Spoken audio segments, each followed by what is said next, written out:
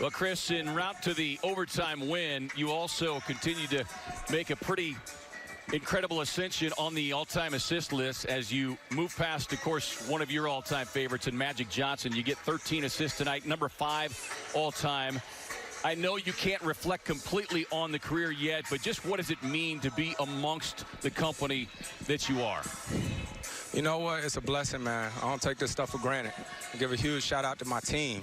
You know, all the people that make my world go round. Seriously.